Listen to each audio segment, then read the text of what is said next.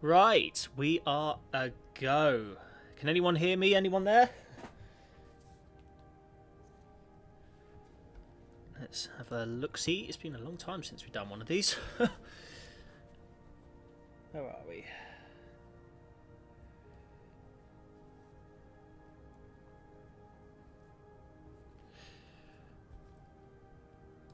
Let's have a look-see. Hello! How are you?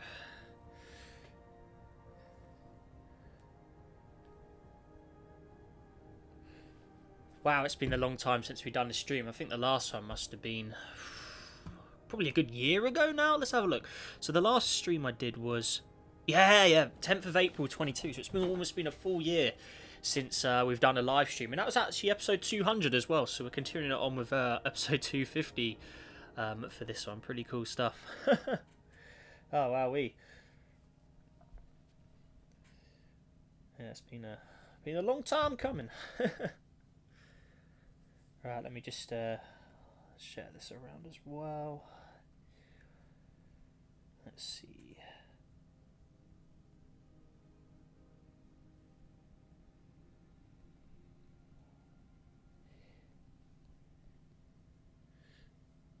Yeah, it is a long time. Yeah, definitely. Hey, Topic AL, how are you?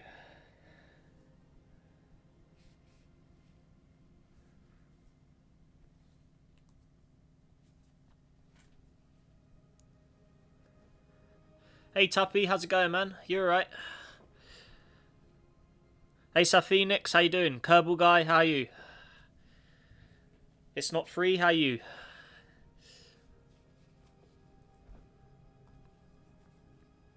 What's up, Minute Game? What's up?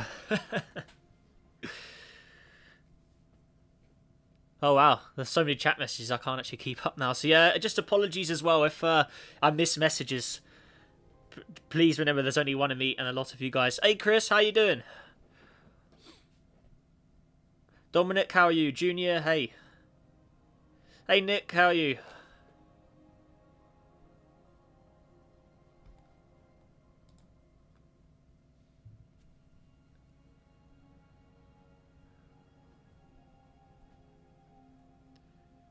Hello Mighty Will, how are you?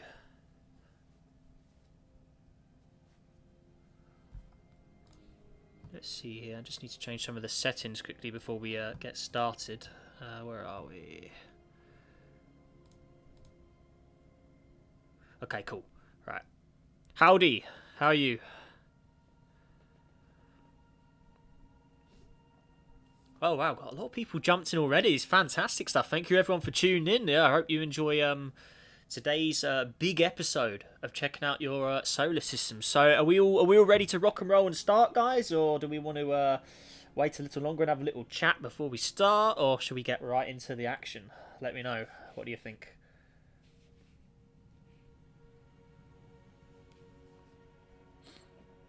I remember watching the 100k live. It's been ages since episode 100, hasn't it? Neptunian guy, I'm going to say this, but there's a new massive sandbox system coming soon. Very cool. Right, let's get into it. Okay, right, so let me actually get the system installed. So I'm going to start from the top of the list, work our way down. So we're following the queue. So actually we have Nick's system to start us with today, because I actually filmed an episode earlier, which will come out. So I've already filmed episode 251. So we're going to start on the second one down. So Nick is actually going to have the first spotlight of today. So he's in the chat, so he can have a live review of this system. So I need to go into the workshop here. Let's get this installed. So there we go. Let's paste it in there. Alrighty, so that is it there. Let's get that installed. Excellent. Right. And let me just mark it on the Discord as well, the little Neptune logo, so you know I have reviewed it and checked it, so then we can get ready to get started. So there we are. Before we begin, who likes our little Neptune opening screen here with the dark spot effect as well? I mean, that's fantastic. I love that. That is honestly one of my favourite custom objects, is that dark contrast effect to it. I think it is absolutely fantastic how cool this is. So yeah, there we are. But anyways, let's actually get into this. So subscribe. I've cleared the list so we can see how many we sort of get through. So here it is. And just apologies if I can't keep up with the chat, because I need to keep swapping between windows to read the chat, so... Hang on, let me just get it up on another device here so I can keep up. Oh my god. There's so many. Oh, hey, Mad Planet Guy. Oh my god, thank you very much for the £2. I really appreciate that. I didn't even know I had that setting turned on. I haven't touched stream stuff in so long. But how you doing, man? It's been a long time. Hope you're well. Right. Good. Right, almost ready to start. I just need to quickly just do something on my other screen here before we get started.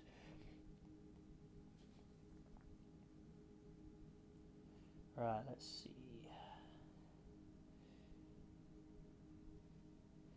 Cool. Right. So, yeah, I'm good, thank you. Yeah, I'm good, thank you. And yeah, again, a massive thanks for that. Really appreciate that. That's really cool. Right, so anyways, now we've got all the opening all done, let's get into episode 250 of this. So we're starting off with Nick 118 system here. So welcome to the Malco cluster, a cluster that contains multiple stars and some planets. There are 2 special stars that contain planets that are special to me. If you want to use them, please give credit to me, Nick 118, as these planets are very special. Okay, so Nick, you're in the stream. You have to tell us anything about these planets if you've got any extra information. Right, so, whoa! Zooming all the way in. Okay, so what we got, is this a black hole? Black hole system. Okay, right. Cool. Not often we get one of these. So, let's check out the first of the objects here. So, where we are zooming out. Okay, so object number 1. Oh, so we have a star as our, or it's around, so it's not the dominant object in here. So we've got, looks like it's a red dwarf, basic mass and radius, surface temperature is quite low as well, very low luminosity. Okay. Let's have a look. Yeah, pretty low stats there. Okay, cool. So yeah, just a heads up as well for everyone watching. The systems we'll be checking out today, they've all been submitted in Discord. I'm going through the queue from top to bottom, try and get as many done as possible, because it's kind of the normal now is to do a stream every 50 episodes, so we can really get through the list as much as possible. So yeah, hopefully we can get through a good 10 to maybe 15 systems today. I'm planning to stream for roughly maybe 2 to 3 hours. We'll see how things go. But yeah, let's fingers crossed we can get through as many as possible, and then get as many of your systems in here to do as well. So it should be quite exciting stuff. So yeah, next stream will be episode 300. That's correct. Yeah. So it'll hopefully be probably summer or autumn time this year. We'll have to wait and see how we go. I'll try and get as many episodes done as possible, but it all depends on how much I can film, really, because I only get time to film at the weekends now, because if some of you may know, I do work full-time in the week, so the only time I get to do YouTube is like today at the weekends, so I wouldn't be able to stream in the week anymore and stuff. So yeah, it makes it a little more challenging, but I manage, it's all cool with me. So I've got quite a nice sort of routine I've sorted out now, so yeah, pretty cool stuff. But yeah, if anyone's got any other questions just about things, and yeah, just shoot, let me know. South Phoenix, hope my 3 systems are 251. I mean, if you want, I can film them. So I did see you have 3 systems, so if you want me to skip them, I can do them as a separate episode. I've already filmed 251 this morning by one of the other users. So yeah, I can film yours separate if you want, South Phoenix. That's up to you. Let me know. Neptunian, do you plan on making more space engine videos? See, I've seen a lot of comments over the last sort of, probably since the start of the year. A lot of people want Space Engine back. I mean, would you guys want to see that again? Because those videos are always quite weird ones to do, but I did have a bit of a technical issue when doing those back at the time, like the recording software, and the computer was struggling to sort of run it. But I have a new computer since then. I've got 32 gig RAM now compared to the old one I had. So in theory, I could probably do a Space Engine video and do it as a demo, and if it I could revisit it and see what it's all about, because I know there's been a lot of updates. I haven't kept up to date with the schedule of Space Engine, all of its updates. So there'll probably be some new stuff to check out in there. But yeah, maybe just because I saw a comment the other day saying, just more random, just checking out random systems, because you never know what you may find. Literally, whatever you find, probably no one else will ever see it from their own computers unless you type the certain object in. So we could find some pretty unique stuff. So I could definitely see what it's like on my new computer, and then do a video on it. If people like it, I can do more. So if you want to see that, I mean, a lot of people have been saying it, and I have been considering it. So just wandering around Space Engine, yeah, that exactly, yeah. I mean, yeah, I can give it a revisit if you guys want to see it. Then yeah, definitely, it'd be a nice refresh to have something different as well on the channel as well. Alongside Sandbox, so yeah, it should be pretty cool. But anyways, onto the system. So as you can see, we've checked out a few planets now. We're now onto a second star in this pretty big system. Nick, if you're still there, let us know what are the planet highlights, because you said there was two objects in here that were worth checking out. So yeah, let me know. Let me know what you are, or which ones they are. South Phoenix, I want them as separate, please. Yeah, that's cool. Yeah, I got it noted down, so I'll skip those today if we get to them in the stream. So yeah, I'll do those as a separate episode. So good stuff there. Okay, so there's our second star. So moving on, let's actually check the zones on these. So you can see there's a pretty big jump between all of these, isn't it? I mean, black hole in the center. I mean, if we look at object 2 here, so this is 11 light years, so 2 and 3, 11 to 23, so that almost doubles. And then number 1 here, this is already 3 light years, so there's a huge gaps here. Next star out, we've got 4. No planets around there either. Okay, so I'm taking another jump out. So we've got more. So there's a lot of these all have, because so this one has planets around it. Okay, I just want to check. So those other stars didn't have planets, did they? I think they were just lone stars, weren't they? This one here, for instance. There was nothing in orbit of that, was there? No. Okay, yeah, cool, so we didn't miss anything. So, yeah, next star out, so we've got star number 5. Down here.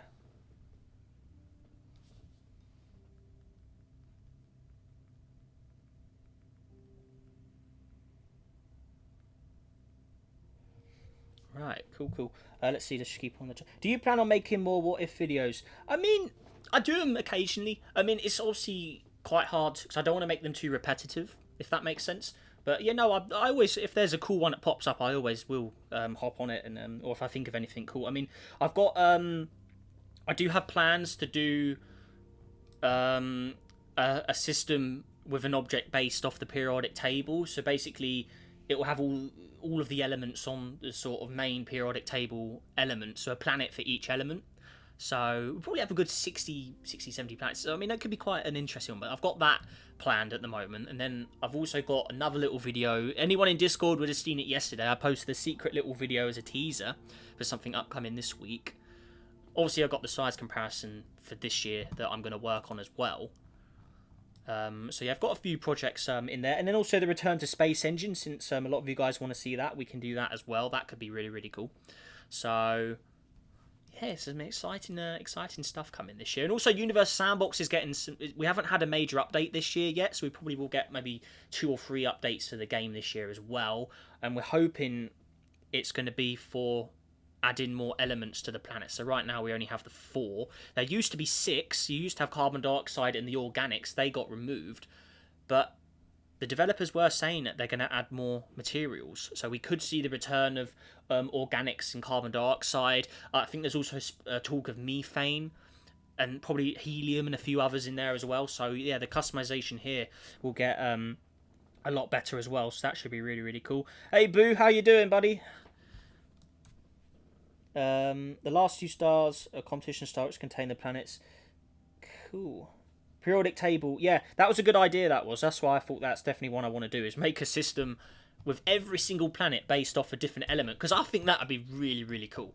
And also we can have a mix of gases and liquids or solids in there. So we'll see a solid planet for a solid, a planet with liquid oceans for a liquid. So like the element mercury, that's liquid at room temperature. We could have a black sort of greyish ocean there to represent the liquid, and it could be really cool. And obviously gas giants to represent gases. So obviously hydrogen, helium, they'll be easy, and then some of the halogen gases as well. Like it could be really cool. So I'm looking forward to definitely designing that. It's probably going to be a 4 or 5 part episode, that though, so should be pretty interesting there. Okay, so back onto the system. So no objects around here. I'm going a little slow. I mean, I'm going too slow, too fast. I mean, let me know in the chat if I'm going too slow or fast. I hope we can have methane oceans and Titan. Exactly. Yeah, that'd be really cool. Are we allowed to suggest systems here? Unfortunately, I'm going through the list in Discord. So if you're in my Discord, I have a whole chat for uploading systems. So I'm basically starting from the top downwards to getting all the systems that people have submitted and been waiting for weeks, months, however long they've been submitted. Because remember, there's only one of me, and there's hundreds of you guys submitting these, so it's very hard to keep up. So yeah, please keep that in mind. But yeah, I'm just going through the list today and trying to get as many done as possible. Okay, so let's zoom out again. So we're moving on to star 8 now. So there's a lot of stars in it. I mean, look at the size of this. Yeah. Okay, so star 8. One planet around here. That is dangerously close. Very, very close. That star, or this gas giant would get its mass ripped out of it being that close. That's dangerously close to its parent star there. And then zoom into the next one. Object 9. Here we go. Hello, Evans Music and Chat. How are you? So, Malco 9 there. Okay. Zooming out again. So, I mean, I'm assuming most of these just have, like, no star or no planets around them. So, I'm just going through them really quickly. So, we want to get to the juicy stuff. So, Object 12. Anything there? We've got one around here. Okay. 12B. So, that's a red dwarf star. Oh, no, that's a brown dwarf, actually. Look, yeah. Okay. Cool, so this one's in very darkness. One thing I would like them to do is to have objects like this, the brown dwarfs, actually emit light and have a habitable zone. That would be really nice. Because in theory, they're very dim, but they still emit something, so they should have some sort of zone. We've got star 11 here. I have a question. Do you need a really good computer to play Universe Sandbox? Well, the better the computer, the better the game will be. Yeah. Obviously, galaxy simulations will work better on a better PC, but you can play Universe Sandbox on a pretty regular PC and still be able to do everything you can do on a gaming PC. But it's just the more it's mainly the particle account is the one you've got to watch out for on the lower end or lower spec computers, I should say. It's just because they can't render all of those particles as well. But you know, I've played this on pretty standard computers and hadn't had much issue before. So yeah, you don't need a really crazy computer to play this game. I mean, other games, say like Minecraft, for instance, that would need a lot more than this game, I'd say. That's a good example, actually. Yeah, definitely. So we've got Object 14 there, but again, no planets around here, so it's mainly just a lot of stars. Object 15. So I want to just try and jump through everything as much as possible until we get to the planets. So one planet here as well. So that's pretty far away from that one as well. Might make a return at some point, maybe with another Jupiter. Ah, nice. So that's Mr. Mad Planet Guy. I still need to do something with those Planet 9s you sent me. I'm planning to revisit the modded solar system and do an update, because there's definitely some cool new ones we can add in, and especially those cool Planet 9s. So, yeah, definitely do have plans to do something with those. Ah, here we go. Here is some planets. There's a lot of planets here. Okay, right. That is good stuff. You could try streaming Space Engine as well. Yeah, I did. I've done Space Engine before. Actually, I think I did 1 or 2 streams. So yeah, we could return to Space Engine with a stream, if you guys want for that. That could be quite good, actually. But then we can sort of see how the computer runs it together. Because I mean, maybe I should just go into it blind and just see how well it runs on stream. So there we go. Next planet out. We've got Crawler here. Another gas giant. Hey Nick, if you're still in the chat, let us know which objects are the 2 you mentioned that were the your 2 favourites. Be interested to see which ones those are. Okay, all got a nice blue one here. Pretty deep blue there. Looking good. Next one over here, another nice blued out one as well. That's cool. Then we got another custom gas giant. We've got all the planets around here, so we've finally found the sweet spot. That's got a nice amount of bands on it. It's got a nice looking one there. We got another object over here, Proxima 1. Cool. Then another one over here, another realistic gas giant. Yeah, I like that actually. It's a nice clean looking one actually. Look, yeah, that looks good. I like that. Gives me some Jupiter vibes as well. It does look, yeah, it looks clean, very nice and clean. And then we got a ice giant one, so a nice deep mix of blues and indigos in there. It's looking pretty exotic stuff. Nice. That's really, really cool. Am I allowed to repost a comment if you didn't see it? Yeah, you can. But yeah, again, apologies if I do miss any comments, because there's a good 40 of you watching now. So yeah, apologies for that. But it's gonna be quite hard for me to keep up with all of the comments. I'll try and read as many as possible, because I need to keep looking to my other screen, and I on my side here just to read the chat. So it's quite hard to keep doing that. So yeah, please keep that in mind. Competition planets. Oh, Proxima Centauri C. Hey, so it's a returning phase. We have seen this object before on the Proxima C competition, so it's nice to see a return to an old face here. So there it is, looking good. Cool. The Proxima Centauri C. So zooming out, I do actually archive some of the competition, like the competitions I really like. I do try and keep a lot of the objects as copies to use in future systems and stuff. Like the desert ones, I think I kept. Let's have a look, see which ones I've got. The very young civilization planet I've kept as well. Yeah, the very young planet. I've kept those competition objects. I've got all the winning objects as well in here from the previous season, which is pretty cool. I think I've got a few more ones in here as well. It's easier for me to search them, to be honest, because I mean there's a lot of objects in here. I got Vulcan from Minor back there. See, I kept that one as well, which is pretty cool. Hello there, Neptunian guy. Hey, Toby, how are you?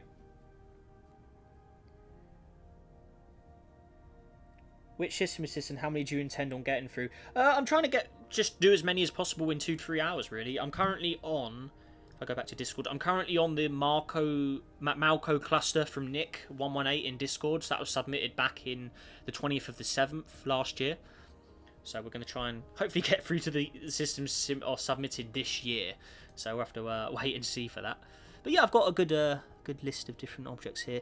There's some of Old Mad Planet Guys ones are those different elements. Because remember, the elements are sort of in the game, I believe, but you can't access them unless you muck around with the files a lot. So yeah, I do have those, which are pretty cool. I'm sure I had more competition objects. There's the Christmas competition objects there. I got the chlorine worlds. I kept those. So I've got a few different competition objects still saved in here from my personal favourite competitions that we've done. Yeah, the Christmas ones are there. Yeah, it's cool. But anyways, yeah, back to the system. I think that is it, actually. So that is the first system done for today's stream from Nick118. So massive thank you to him for submitting that. So next up, we're moving on to Xehanot's system. It's called the Kepler 16423 system. And it says, do not unpause unless you want to see the planets crash into each other. So yeah, we're definitely going to be doing that. So let's go ahead and get this one installed as well. Okay, and the thumbnail has a collision in it, so I'm sure we're definitely going to have a look at that. Okay, let's get this up. We need to go to, where are we?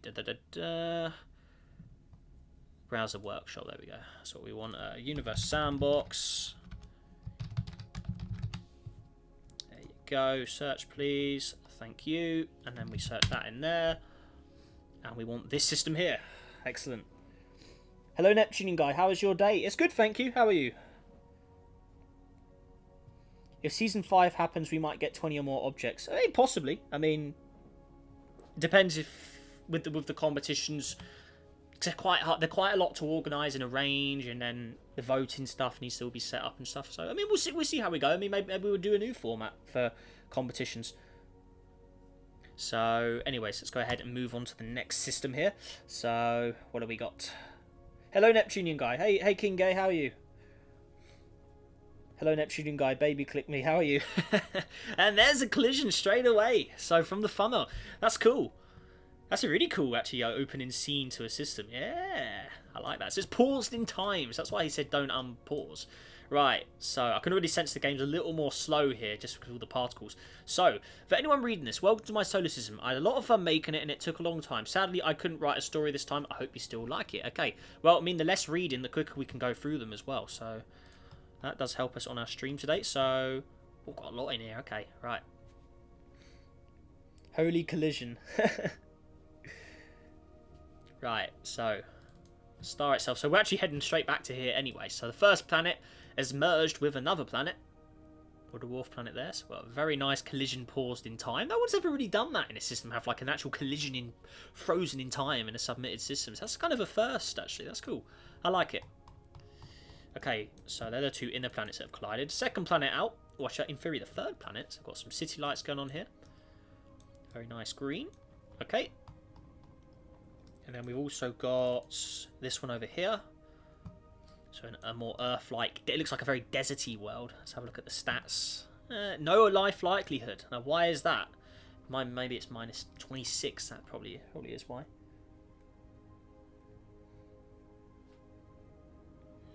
Okay, right. Moving on to the next one over here. Next to the planets. So we've got another rocky world there. Nothing else to report. Okay. And then we've got one more over here as well. So more frozen up ice world. Looks like one of its moons is getting shredded up by Rouge limit, possibly. What's a fragment? Is it a comet of some kind? What's going on here? Something not too right. But you can see the game's lagging a bit. So this is, like we were talking about earlier, the lower end computers, they would struggle with these sort of... I mean, even mine's struggling here because there's so many particles in there. So when you zoom into them, yeah, you do get the lag. But if we zoom out, we're okay. So... yeah, it's particles, especially the cloud particles like that. They are the ones that you want to avoid if you are on a lower spec PC. Right, so there's the asteroid belt. And then moving on to the next planet out here. Okay. So there's the next one. Okay. So another standard looking rocky world. Then we've got a gas giant over here. We've got nice little rings. There's a lot of rings in here. And particles in this system. So it's also got the moons. I'll make the little thing bigger so we can actually get a better view of the moons. Okay. Looking good. And there is that one as well. Looking great. Okay. Would you also review mobile solar systems? I heard the devs are working on the mobile universe sandbox. Honestly, we don't know how that's going to work yet. If it'll be compatible with the PC or not. We'll have to wait and see. But I mean, I have to try the mobile. Maybe, I mean, when it comes out, I'll definitely have to give it a go and do a video on it. But it depends if the simulations are compatible with the PC edition, or if it'll be a separate version of the game. We'll have to wait and see with that. But yeah, I'm definitely interested. I mean, if possible, I will check some out. Yeah, definitely. Because people can still upload the links to the workshop or whatever in the Discord, so we can still do it, just on the different platforms. So yeah, probably try and make that work. But recording from the phone's a little harder, so we'll have to try and figure out something. But yeah, we'll come to that when it comes. Okay, next up we have got this one here. So another gas giant. Probably separate. You see, that's probably what I'd think. I mean, I reckon it'll be a whole different game pretty much, because getting all this on a phone would be pretty extreme stuff. But yeah, I have to wait and see, honestly. So... there we go, there is those. So I think that's all the planets around the first of the stars here. So now there's a Barry center in the middle, center of gravity between the two stars. So they're moving on to the second star down here. So more sun-like orange. It looks more like an orange dwarf, judging by the mass and radius there. Okay, so first of the planets. Very, very red. 149 degrees. Okay. I have US2, it won't open. Try giving it a reinstall, and just opt out of any beta versions if you're in any on Steam. Next up, we've got a nice blue-looking world there, a nice blue pearl-looking world like that. It's got one moon to go with him as well. Okay, and then a nice white bluish gas giant there, looking good. Got some moons here as well. Where are we? Yep. Okay. Even more rings. A lot of rings in this system. There's an Earth-like world. 46 degrees, so quite a warm one. There it is. Okay.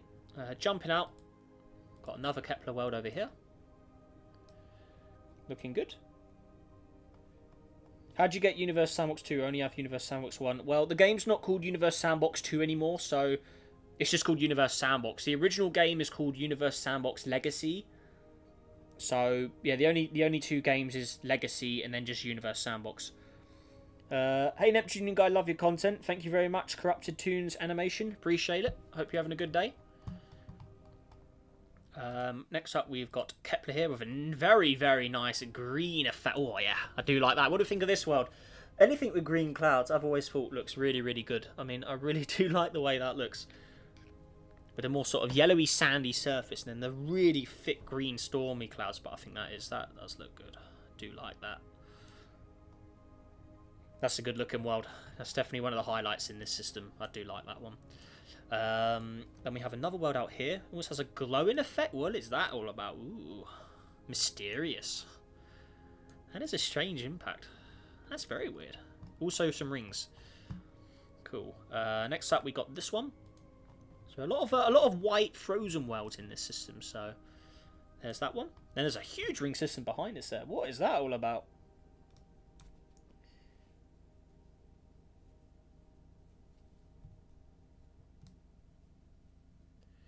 Okay, so we're moving to this world next. Oh, very dark. What is going on here? Oh, this is a negative contrast gas giant, kind of like my custom Neptune, but the contrast turned really high. You can see it's all shadowed out. Oh, so if we go to directional light, you can see it a little better, but or flashlight is probably a good one. But you can see wherever I turn the camera, the negative contrast follows me. So it's a very, very mysterious blue. Honestly, someone should try making a Trace 2B with a faint red outline and then the black contrast on it. That could look quite good, actually. Someone give that a go if anyone knows how to make these. That'd be quite good. There's another ice world around it. Also some big rings. Another green world there. No clouds though, just a green surface. Discord server's in the link in the description of all my videos, Corrupted Toons. Then we have another Kepler over here. So it's another default rock. Okay. We have this world over here. So another frozen world, minus 218 degrees here. And then moving on next, we got a nice blue looking world. Which is looking very, very nice. There you go.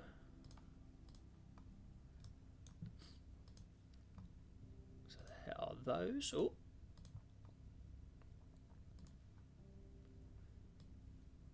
this is another frozen, icy looking world. Another green world there. Says all of those guys. And then lastly, the last planet in the system is this very, very colourful looking gas giant.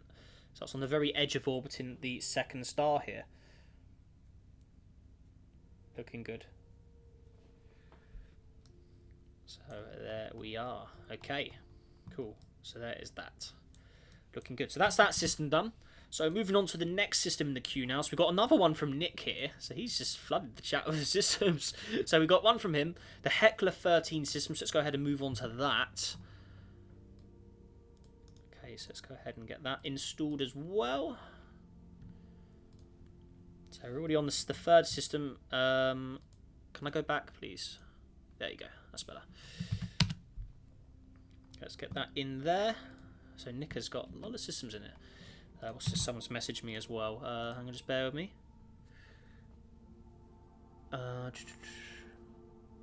Will there be obviously?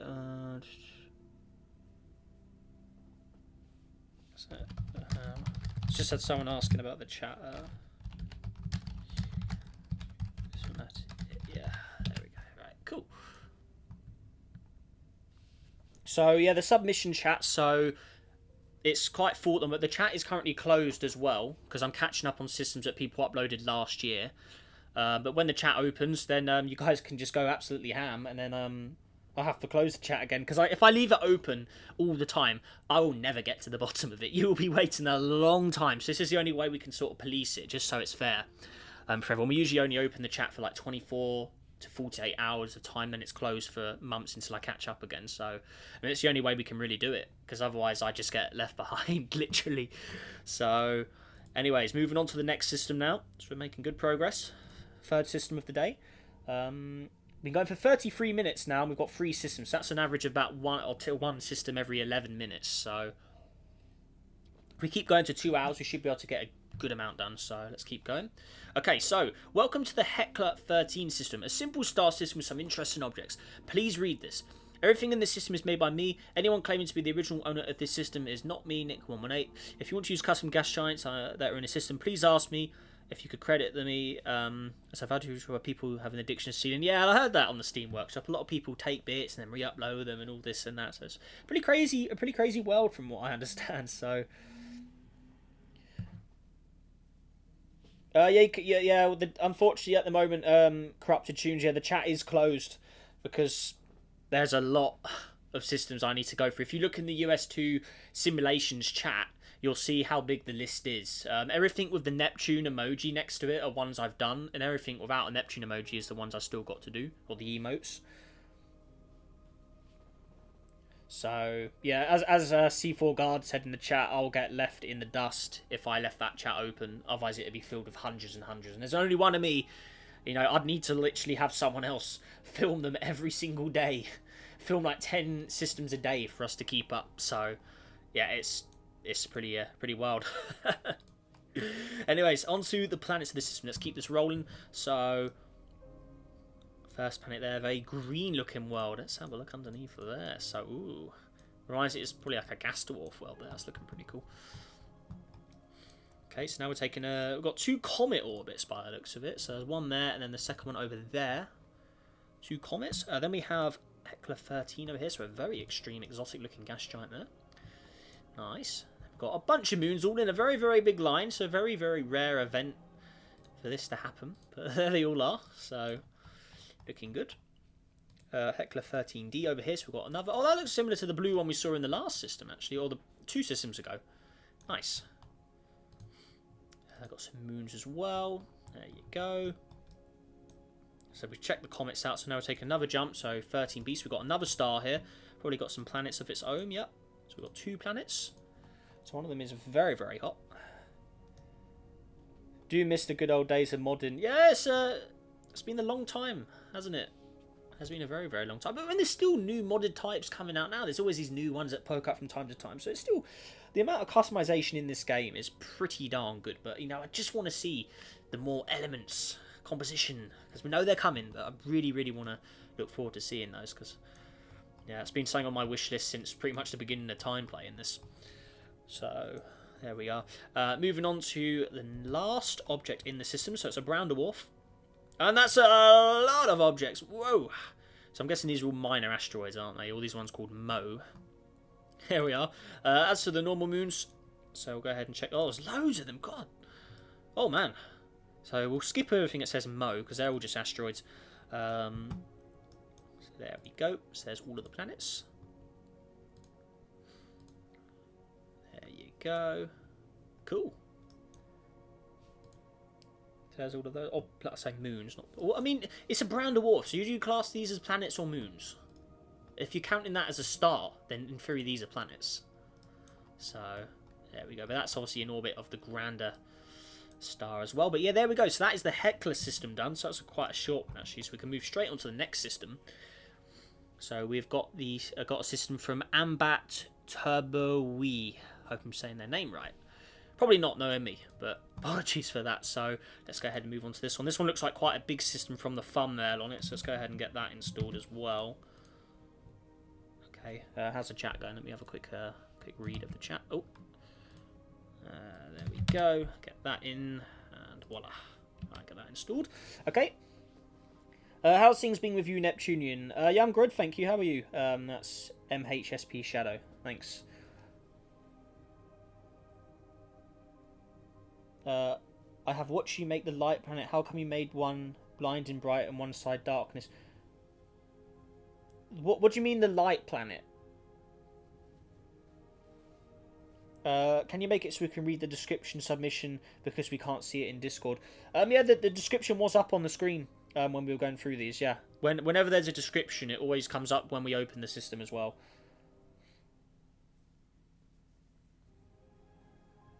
Hello, Jaren Studios. How are you? How many seasons do you think you'll make? What do you mean by seasons? What is this of the competitions? Or, which one do you mean? Can you make it so you can read the system submission? Yeah, they're on the here. So if we open this system up, if this one has one, you'll see it on this side of the screen. So we're going in. Is that gonna? Oh, we're loading. Okay. Yeah, let us in. Come on. Come on. Is it gonna open? What's going on here? Oh, the game is jammed. What's going on here then? I think we need to restart. What's all this? Look. Oh, it's not letting me open the sim. Look, we're stuck. It just closes. Look. Right, let's quickly reboot the game. That's a bit annoying, but oh well. Let's quickly restart. Let's go back in. Come on, game, open up again. Come on. Alright, play, open. That's weird. Okay, there we go. Let's see what it says.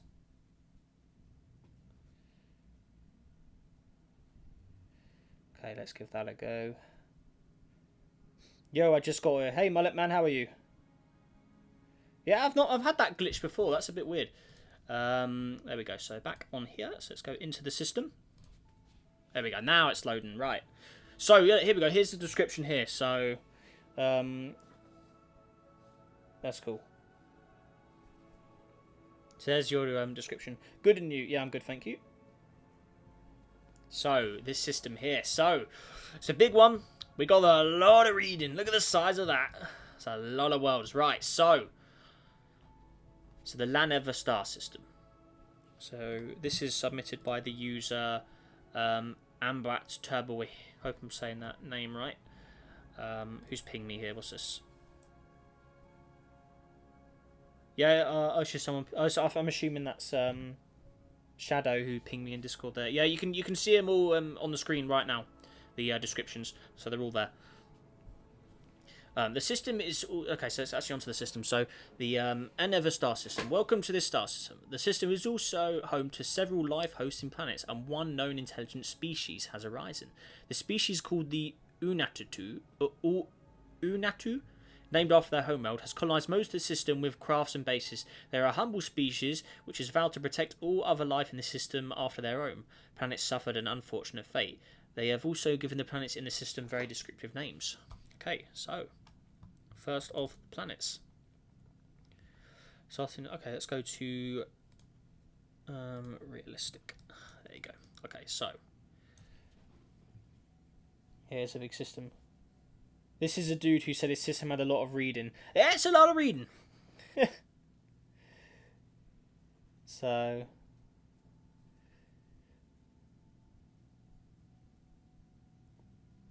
when I was talking about the light planet, I meant the element system. See that light planet, that wasn't. I didn't make that. It was someone else made that, and I just had a copy of it. I didn't actually create the object, so unfortunately, I don't know how they did that. But it's all to do with meddling in the files. As far as I know, that's how you mod planets. I can only do very basic modding, though. I don't know the ins and outs of all of the fancy stuff, unfortunately. So that is a mystery. I don't know how they made that one. So they're pretty crazy. But anyways, so this is the light world. Due to being shrouded in constant unbearable brightness, it's molten rock visible from other planets. You can see past the star's glare. Oh yeah, cool. So next up we have got this one here, the fire world. Oh, it's a hot Neptune as well. On a slightly elliptical orbit around the star, the planet can also be seen glowing, and during certain parts, during certain parts of the year, a wide trail of red plasma can be seen streaking off as its star tears away or strips away its atmosphere. Woo! Pretty cool. So moving on, we have got this one here. So we've got some sort of space probe by the looks of it. Hey, there you go. Cool. Okay, so we've got Luster, the glow world. So let's move up to the top. The third planet from the start is called Luster, the glow world, and it looks to me like a Venus-Mars hybrid. With 0.6 Earth masses and a thick but semi-transparent atmosphere, the planet glows as the brightest planet in the sky. Okay, so a mix of Venus and Mars. So it's going to be a Mars with a thicky atmosphere, isn't it? So the colder desert-like, but with the thick Venus atmosphere on top. So there you go. There's that one. Okay, moving on, we've got this one, the barren world. It's a very Mercury-esque planet with a dull grey atmosphere and hot rock. They have a small, so the Unatu, that's the species, have a small base in orbit around it, which is there. So there it is. Okay. Moving on, we have got the living world.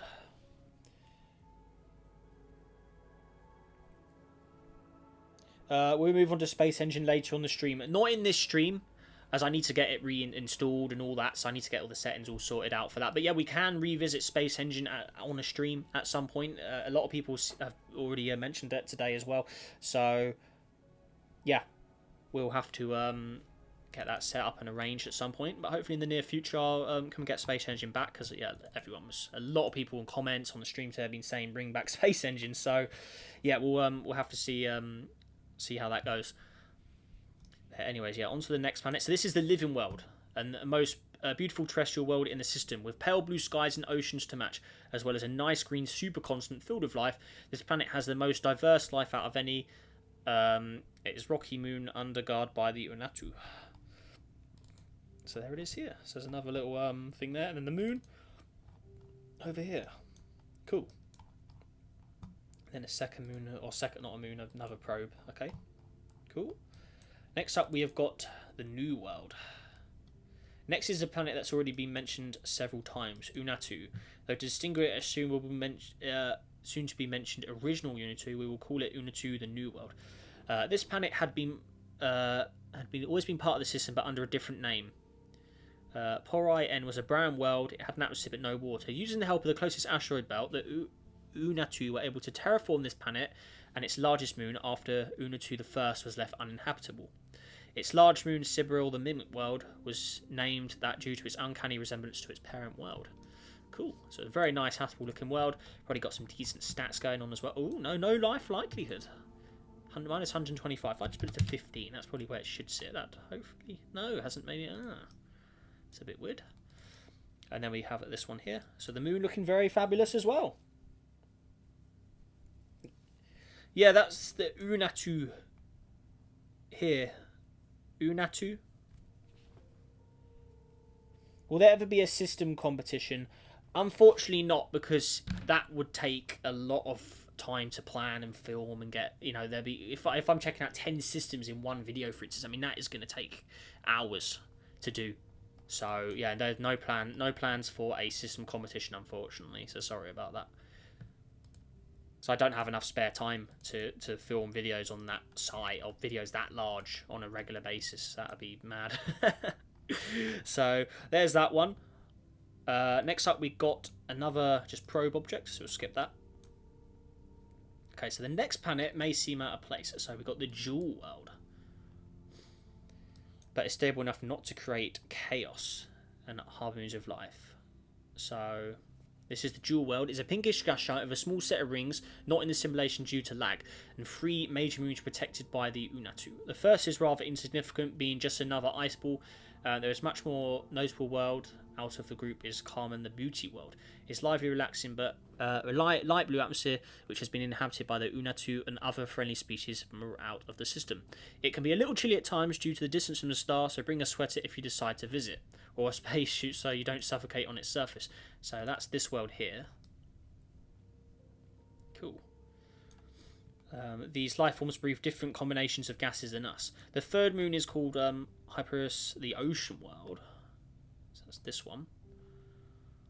There is no land, and the Unatu have wanted to leave these waters untouched so marine life can thrive. So a nice untouched moon there. Looking good. Next up, we have got another orbital thing there. What's this? The Rock World. Next, we reach the asteroid belt. With its large object, Kumiski, the Rock World, is big enough to be considered a planet despite its object orbit not being cleared. It is the system's major hub for manufacturing, as all of the materials that are available. They have a base, or the Unatu have a base in orbit of this moon, as well as colonies over its barren surface. Excellent. When's your next stream, by the way? That's to be announced. No, that needs to be organised. I haven't. No time to announce yet. Next up, we got Tassie, the Watching World. Okay. Next is a rather bright object that resembles a big glowing eye, always staring back at you. Ooh. Okay. So there's a lot of reading. Look how large the description is. If you're in the inner solar system, the Unatu have been watching Tassie, the Watching World, look back at them for as long as they've existed. They once worshipped this object as a god. Ironically, they actually had somebody staring back at them after all, as Sonus, the Quiet World, Taski's largest moon, harbours life. So that is this world here. Excellent. You missed the Plane World. Where's that? Did I miss one? The Rock World. The Plane World. Okay, yeah. Thank you for letting me know. Right, where are we? So after the one we just checked out, so another insignificant object, the plain world, another barren rock out in the cold. The R in its name is silent in case you're wondering. So it's called Tunsu, the plain world. So a silent R. There it is. Okay, thank you for letting me know that one, so I would have missed that. Next up, we got the brother world here. Next planet is very big and very blue. The brother world is a massive ice giant with a small base orbiting it. So it is there. Nice clean blue gas giant. Will you do another object takes over the universe? No plans currently, because it'd just be repeating the same thing really. So yeah, no plans for that.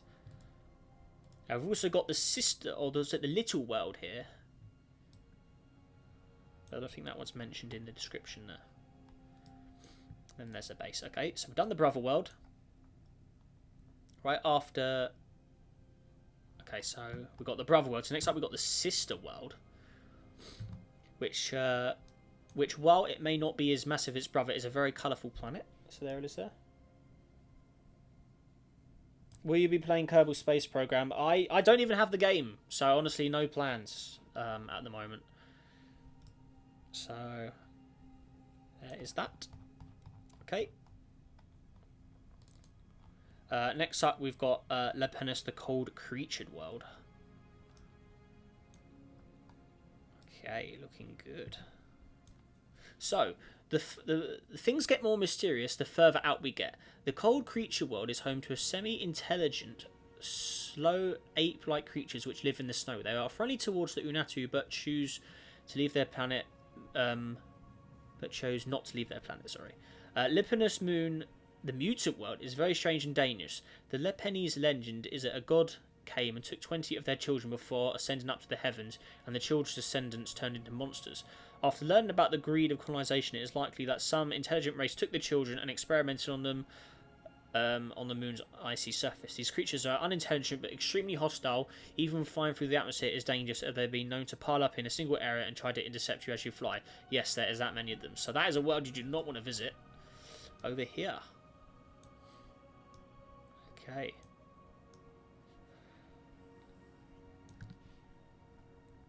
Okay, so next up we have got... Still got way more. Look at that. So, do like a bit of reading though. So the next world is never talked about for a good reason. When the first Unati stepped foot on Orvu, the Forbidden World, over here, it is said an evil entity appeared and warned them about the upcoming doom for their planet, before threatening the travellers with some sorts of horrible demons that rose out of the ground. The crew escaped but ended up getting hit by space debris in their ship before they could return home. They had already told Mission Control about their experience, but nobody believed them. We all know what ended up happening. Unatu First was ruined, and we haven't came across that world yet. So it also has a little object in orbit of it as well. So next up we got the Unseen World. So we've got the Unseen World. Has that been mentioned here? Anton, the Uncharted World. So we've done the Forbidden Worlds. Oh, so there's the Uncharted. Okay, so there's the Uncharted World. Has not been explored, but it's likely there isn't much to explore there anyway. So it looks like quite a barren rock. Undiscovered world here as well. Okay. Ooh. Pretty interesting asteroid there. Okay. So next up we have got the Unseen World. For thousands of years, there was a legend of a planet that appeared and disappeared in the outer reaches of the system. It turned out it was a very dim gas planet, Orapax K, the Unseen World, and its very large dark rocky moon, Orapax, the Dark World, here. The gas planet would sometimes get hit by comets or asteroids which would briefly light up the surface. Okay, nice. Okay, so at the very bottom of the description now. Okay, so... moving on, we have got another little base object here. And now we're on to the final two of the planets. So we've got the Frosted World. The two far out planets, borderline dwarf planets, are called Minor Levis, the Frosted World, and Major Lesti, the Humble World. These two were discovered at the same time, but there isn't a lot about to say about them other than that. The first object on the blue elliptical orbit is the original Unatu. So the blue elliptical orbit, where is that? Let's see that. Ah, the original home world. There it is. What has happened? So it's a wreck. It is looking like a wreck. After a massive object ejected it to a far-out orbit, the Unatu were forced to make themselves a new home. There are still colonies underground on this planet, but they can't survive without the help of their friends back on the second world. So the surface is probably unbreathable and too cold. Hostile conditions. It is thought the planet will briefly return in a few thousand years, and the Unatu would hopefully by that time have the technology to control the planet's movements and get it back into its old orbit. Yeah, it's kind of an unfortunate fate. It's been ejected out hard, like a Sedna-like orbit. I mean, look at that. Yeah, that's... So it's on a long, long orbital path. So it's taken 3,000 years to go around the star now. So not good. And it's also just got a bunch of objects here. It's got a companion world as well. So I've got a few objects near, but it's all in darkness. And there's a lot of defense little probes around it as well. Okay, right. So moving on to the final two of the minor worlds now. Okie dokie. So minor Levis, the frosted world. Okay. Okay, so we also have the spiteful world. So that's the humble world. So where are we? So we've got the spiteful world over here. Okay. Oh no, because we already read out about the frosted world and the... I guess, okay, that's cool. So this, the spiteful world. Last but not least is the mythical but feared Kura, the spiteful world. This object was once a legend passed down by ancestors who saw it in the night sky of Unatu thousands of years ago. Eventually, this massive planet's elliptical orbit would bring it back into the inner solar system, where it would eject Unatu the First. It also disrupted the orbit of Thebris. Thank you for exploring my system. I have never done this much depth before. I hope you found it cool. We did. I like the story. That was cool. Where it kept mentioning the Unatu in their original world, and then we eventually got to it at one of the very last planets, and that's why they have moved planets. Is look at that orbit. So not good. And then let's just check out the other two quickly as well, the two dwarf planets. So there's the first one. That's the humble world. A nice green and white look to it. Actually, I do quite like that. And then we didn't really get a good look at the frosted world either, but again, that's just a frozen up world. So there is that. So a very, very nice system we have just seen there. Looking very good. Let me go back to the upload chat. So that was from Ambat Tubawi. I hope I'm saying the name right. Apologies if I've completely scrapped it, but yeah, very, very nice system from them there. That was a good one. Did really enjoy that. Good stuff indeed. Okay, so next up we have got another system from Minobat here, called the Zuton system. So let's see what he has prepared for us here. Okay. So that's our 5th system of the day now. Oh, he's on Google Drive. Hang on, I need to install that separately. Let's get that in. Let's put that in the simulations file. There you go. Okay, right, let's get that in there. Cool. Right, how are we all doing in the chat? Everyone good? How do you find that system? That was an interesting one. Minobat, yay, my system. Hey, another live review. Okay, right. Looks like Nick wants another one of his systems, even though he's already had 2. I arrived just in time. Perfect timing, my man. Excellent. How are you? Right, so we need to go to the normal simulations here. My sims. And there it is. So the Zuton system from Minobat himself in the chat. So here we go. We have got more reading. Lots and lots of reading. Even more reading than before. Look at that. Oh, oh my god. Right, what do we got? Whoa, right, there is more. What's that? Right. So, I am a star. We've got nice easy ones to pronounce here. I am a star. This system was once home of an alien species called the Zuton. They are a very aggressive species that has a lot of war in their history. They are located in the same star cluster as my other imaginary system, aliens like the Kazan, whose system you have already looked at this point. I'm uploading this before the Kazan system gets a video, but it's on the list. They are part of the same universe. Some time ago, there was a big interplanetary war in the system that killed almost every Zuton individual in the system. Although at the point many interstellar colonies already existed, so they have not gone extinct. This was some time ago already, and the system is largely abandoned and forgotten, except for a few low population settlements in some locations. I have added something way out that is not really part of the story, but I wanted to make it, and it was not enough objects to be worth its own system, since you always ask for larger systems. Yeah, that's true. Systems that only have like 5 objects in are not really worth a video, because we can literally go through them in literally 2 minutes. So yeah, pretty crazy stuff there. None of the objects have names, since I have not made a Zutonian language, so their names are just a short description of what the planet is. It's easier that way, if I'm perfectly honest, because I won't be able to say half the damn words. So I'm awful at pronouncing weird words. Let's start the tour of the system.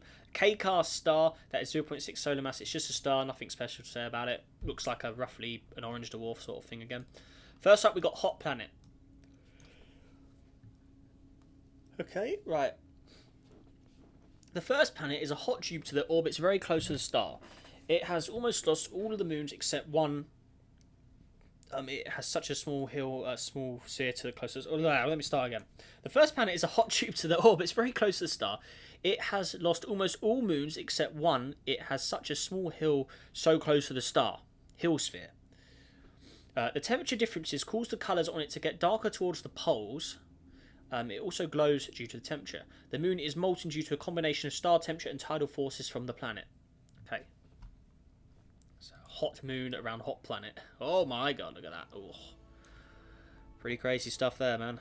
Right, moving on. Destroyed homeworld.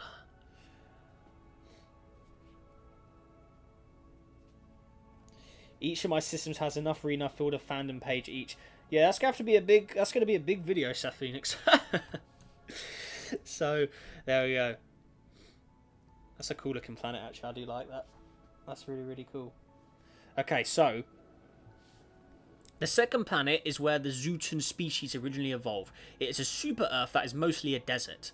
The Zuton adapted to that with 4 strong legs to support their weight. That also made early spaceflight very hard. There used to be a lot of life close to the poles, however the antimatter and fusion bombs used in the war caused a mass extinction that killed all complex life except the extremophile and microorganisms that give the world a black colour. Very few Zuton live here except a few hundred researchers who returned later and live in enclosed habitats since the atmosphere has become unbreathable. Plans to terraform it back to its former glory do exist, however they can only take place if the Zuton stop waging war, because otherwise any progress would just be destroyed again. There are 2 moons, both are relatively unmarkable, except for all colonies on them were destroyed or abandoned. Okay. So, moons. I am a small moon and I am moon. So there are those. Excellent stuff. Right, moving on. Less destroyed colony world. The third planet was a terraformed colony world. This was also destroyed in the war, but slightly less severe than the homeworld. A few million individuals who descended from the original survivors live here, although to live here is tough as at least possible. Okay.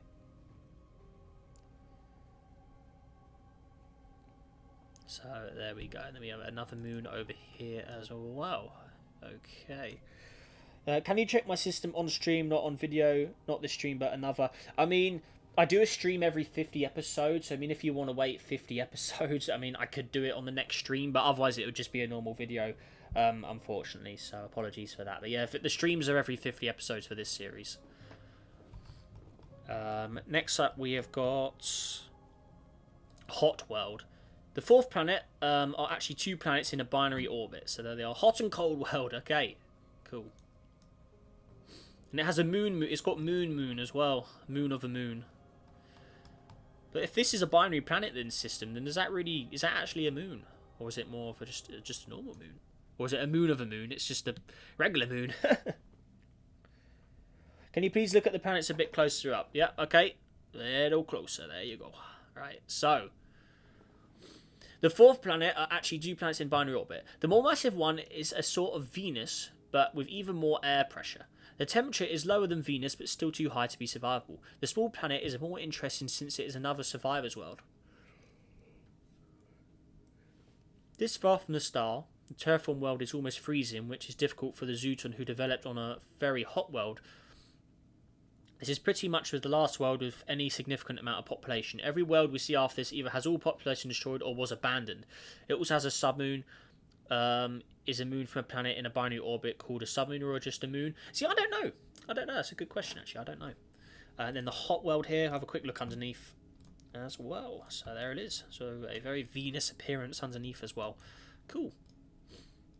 138 degrees there. Next up, we have got gas planet. Here it is. It's tilted on its side, kind of like Uranus. Okay. Good stuff. You should do more surface views. I mean, we can. If there's an interesting site, I always go for the surface view. It depends, really. The fifth planet is an extremely interesting looking gas giant. It is naturally white due to water vapor clouds on Earth. There is a black area around the equator due to floating organisms. It has 3 major moons. The first one is Volcanis Io light moon. The second has a lot of black microorganisms that form a black slimy layer all over its surface. Gross but harmless. Once there was an impact and some of the microbes ended up on the gas giant where they adapted to live in its atmosphere and they still exist. The third moon is orange. That is literally all to it. So we've got volcanic moon. So there it is there. So very, very exotic. The black moon. So there it is there. And then lastly, the orange moon. Looking good. Okay. So, jumping further out now. So, we've got ice giant. So, the sixth planet is an ice giant like Uranus and Neptune. It also has 3 major moons. The first one is mostly rocky and has an iron oxide surface, but also has frozen areas. Loosely inspired by some planet from Star Wars, although that one had salt flats and a breathable atmosphere. This one has ice and no atmosphere. This one used to be one of the most inhabited worlds in the outer system before the war. The second moon was a random object I wanted to change. That's the one he's based off Star Wars. Oh, I can't remember him, but it's the one from episode 8 with the red salt. Yeah, I can't remember the name of it. If anyone knows, say in the chat. But yeah, it's from episode 8 of Star Wars where the final battle is. It's the one with the... Does it begin with a K? I don't know. Honestly, I cannot remember. No, I'm going to have to look it up. It's going to bug me otherwise. I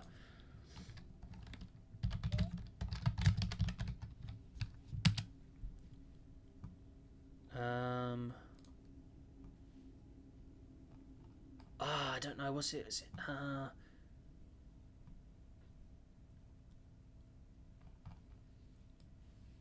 red planet.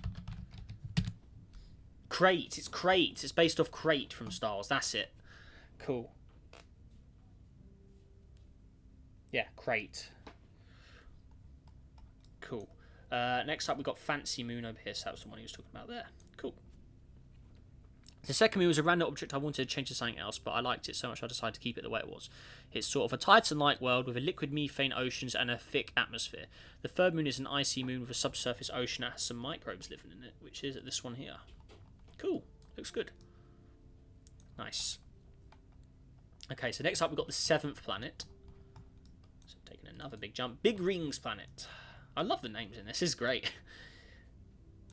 The 7th planet is interesting. The planet itself is fairly unremarkable. It does, however, have very big rings. At some point, the system passed through a dense, in space terms, dust cloud, and most objects captured dust in orbit. Most objects have since lost their dust a long time ago. However, this planet doesn't have any moon or gravity producing objects nearby, so the rings are still there. Okay.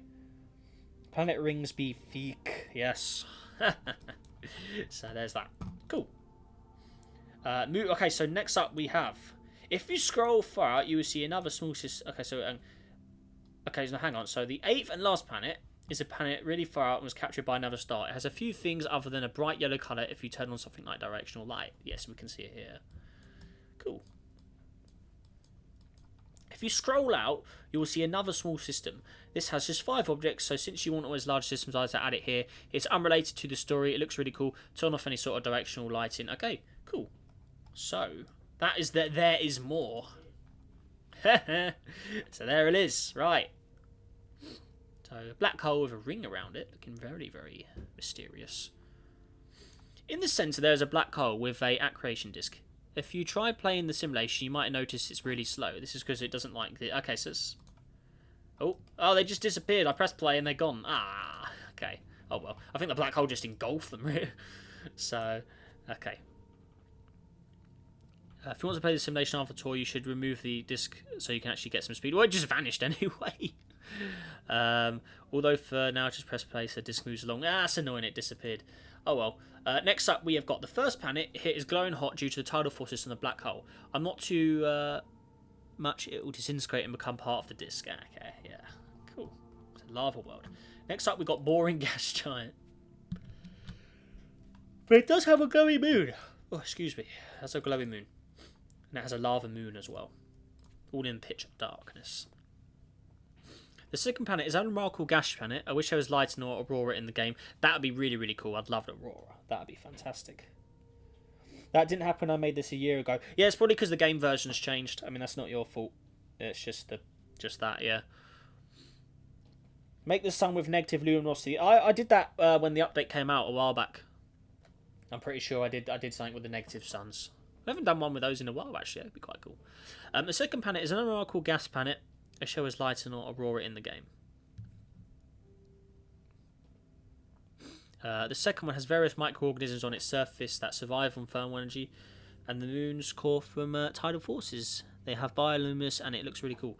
Thanks for checking out my system. You're very welcome. So there is that. That is that system done. So that's 2 enormous systems in a row with a lot of reading. So I hope you guys have enjoyed it to this point now. So we're just hitting the hour mark now. We're over an hour now, aren't we? So pretty crazy stuff. Okay, so next up, what do we got? So we got another system from the madman himself, Nick118. So here we are. This is called the Hollius system. So let's get that in here. Okay. Browse all simulations. Let's go back. Come on. Oi. What's all this then? Is it going to work? No. Don't do that. What's this? What is that all about? Try again. Right, I want to go back. Oh, what? Ah, that's annoying. Okay, I guess we'll have to go to... have to research it. Let's go to universe. It'd be nice if I could spell. There you go. Right, then search. There you go. Cool. Right, let's see what Nick's got for us now. Okay, where are we? Minor Bat says you're supposed to look at the moons close. Okay, hang on before we move on then. So, where are we? Okay, there is more. So we need to look at the dark moons, he says. So we looked at, it says Lava World, so there it is close up. And then moving on to the boring gas giant. So Lava Moon, close up. And the other moon, glowy moon with the glow. Yeah, looking good. So there it is there. Okay, cool. Right, there you go. So that is that system fully checked now. So moving on to Nick's system. So we've got the Hollius system. So what do we got here? Right. Ah, we get a break from the reading. Look, hey, right. Welcome to the Hollius system. A system with 9 planets, 3 dwarf planets, a large asteroid, and a lot of moons and 2 asteroid belts. No, MO means minor object, and that sim may be slowed due to the 2 asteroid belts. That's fine. No, PC can run it. So there you go. So first of the planets, glowing very, very hot there, very close to the star. Okay, moving on to the second one. We got Lovos. Hello, Sarah in chat. How are you? Right, so Lovos, 305 degrees here, very Venus-like, and looks really exotic underneath as well. So yeah, hot Venus-like atmosphere going on there. Then we have this object next, a more Earth-like looking world. There it is there. No stats, that's weird. I think it's just because the temperature's a little bugged from being an old version of the game. It's also got some minor objects around it, got some more moons. So like I normally do in the episodes, we'll have the moons in a separate camera here so we don't have to keep hopping to them all. So there we are. Next up we've got Monto over here. So that is this planet here. Cool.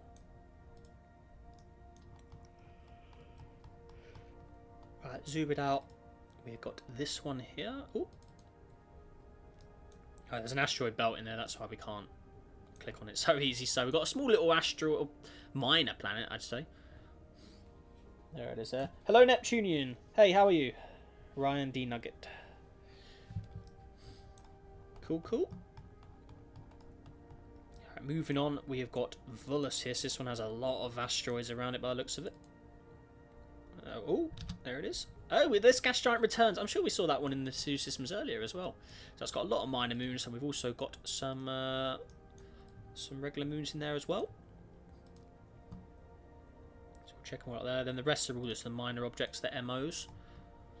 Next up, we've got this planet here. So Alto. It's in a binary with this one by the looks of it. So they are quite close together. 0.9 and 8 Jupiter masses, and this one's at 0.2.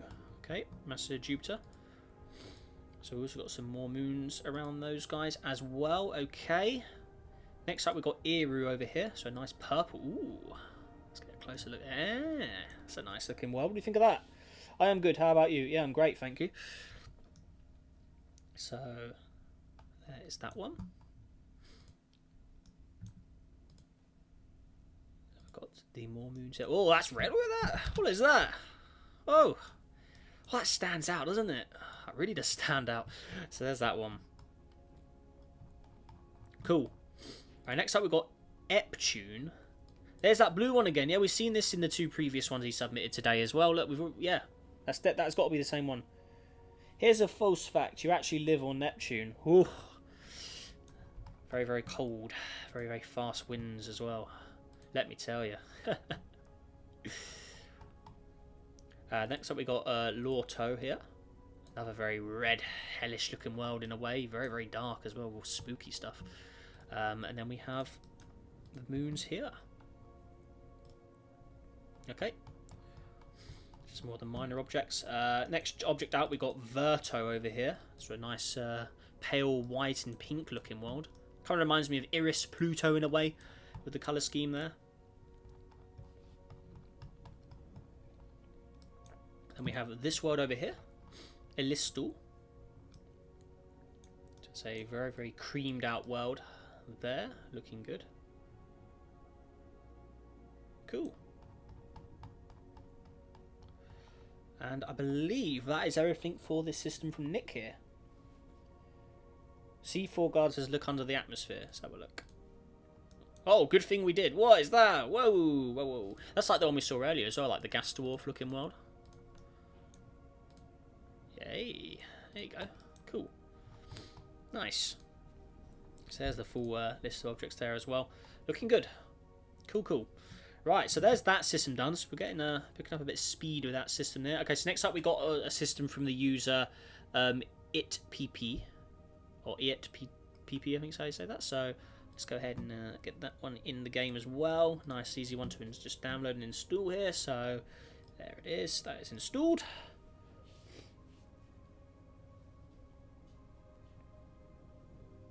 The pink and Too Hot Rocky is beautiful. Yeah, it's a good look. I did like that. It was a good looking world, definitely. What would happen if Jupiter was very close to the sun? Well, if Jupiter was close to the sun, then the inner solar system would be pretty ruined, and there probably wouldn't be any Mercury, Venus, Earth, or Mars. So they'd get ejected, slung out, pushed further out. I mean, Jupiter would cause a whole world of trouble. So yeah, be thankful it's where it is. Right, next up we have this system here. So yeah, this is from the user itpp in Discord. So massive thank you to them for sending this system in. So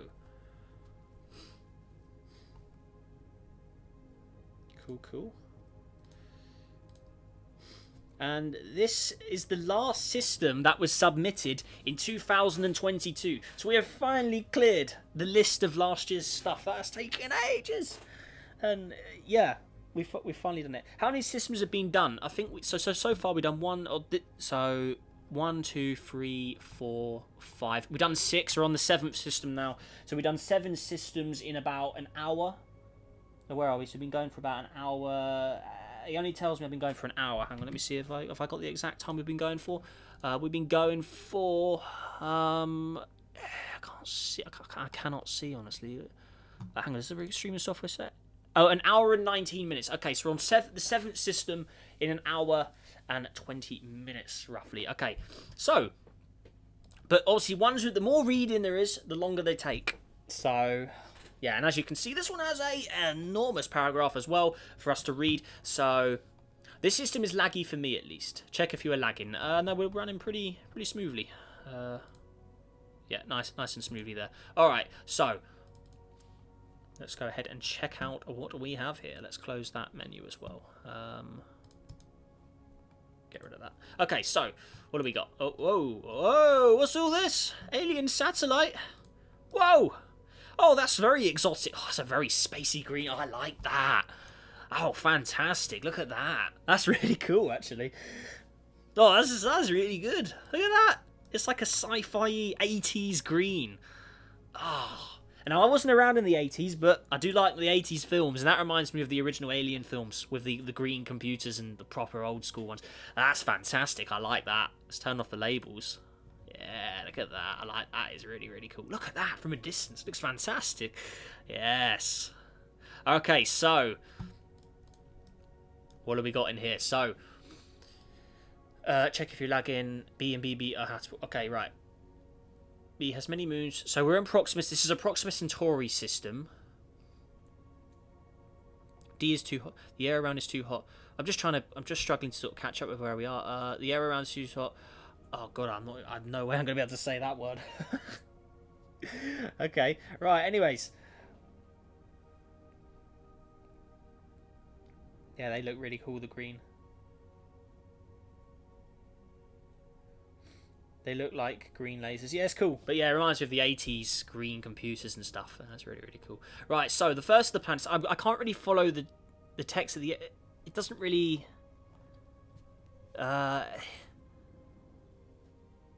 He's referring to like B and D. I think he's referring to the planet classifications. So here's the first one. So Proxima Centauri D, so it's quite hot, isn't it? 90 degrees there, okay. So D is too hot to inspect. The air around is too hot. So this was found because there was an anomaly in the ambient temperature reading around D. They decided to say that D is uninvestigatable until the area around the planet cools down to 105 Fahrenheit. Okay. Wow, this is just... It's quite hard. I'm just trying to... The text doesn't make a lot of sense in order, if that makes sense. I'm just trying to keep up with where we roughly are. So, next up we got Proxima Centauri E. So, ooh, this one looks pretty weird. It's also got a moon around it as well.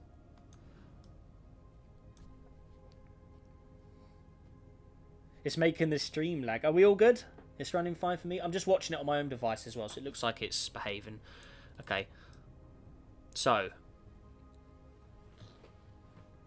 Proxima Centauri E and EB was originally Io from the Jovian. Whoa! So this is Io? This is based off Io, one of Jupiter's moons. But it was kicked out and sent Proxima's way. It got bombarded in the Oort cloud and got miscoloured into... Oh, that's cool. So it's a system... It's transferred systems. So this originally was Io from Jupiter. That's pretty cool. I like that. That's actually quite cool. It was going towards Proxima for 173 years. Its moon EB was discovered with 100% water surface. Further investigation by astronomer Gila Proxy determined that EB was made 100% of water. The core is made of I7 and is at an undeterminable temperature that pressure. There's an 89% that chance that it's life on EB, found out by an astronomer. That's just a bunch of jumbled letters. NASA discovered Voyager 1 and 2 have sent a sledgehammer there to see what happens when an alien thing and a human thing touch. Mission Voyager was launched 11 years ago, back in 2184, to see where the new satellites came from. No info has been sent back. VOJ is almost 2 light years away, and is half the way before entering the solar system. We're expecting 2206, 11 years from now. It will fly by Mercury 6 years later and go back to Earth 1 year later. It will orbit the Earth, so go to the source from the launch. It will take 24 hours, 29 years. Yes, I'm quite hard, just struggling to understand and keep up with what the text actually means. The backstory is a little wild, but yeah, there's a closer view of the planet, or what used to be Io. So you can see a bit of Io sort of appearance in there, but it has been very, very discoloured and beaten up. So there is that, and also yeah, has a little moon it's picked up from somewhere as well. Cool. There are human satellites heading to this system. Go explore and cause collisions. So yeah, there you go. So we'll close that because I mean I've read it all, but it was a little confusing to understand. Okay, so there's a lot. Look at all the alien satellites.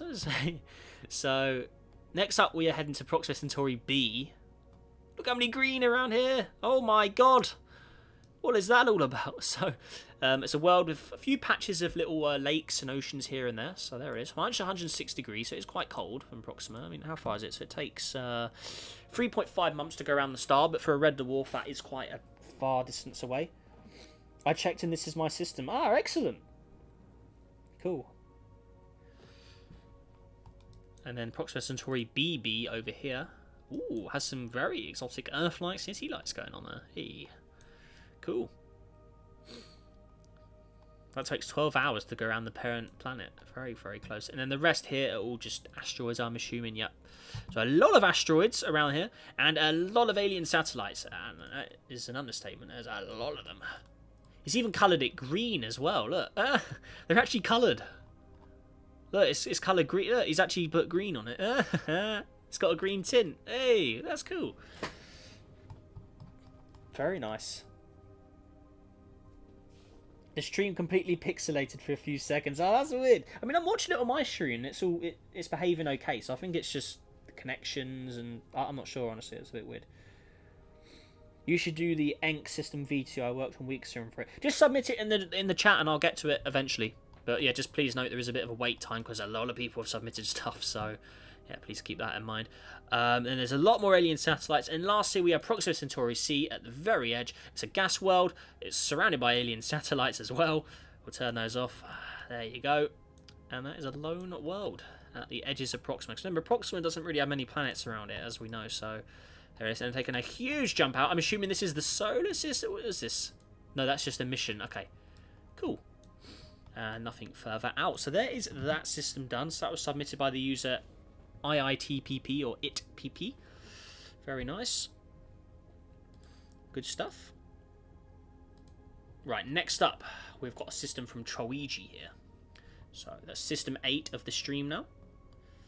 Okay, let's see how many more we can get through. Alright, so let's get this one in the game. So it's called the Cengam Harsher system. So let's go to workshop, browse simulations, go back.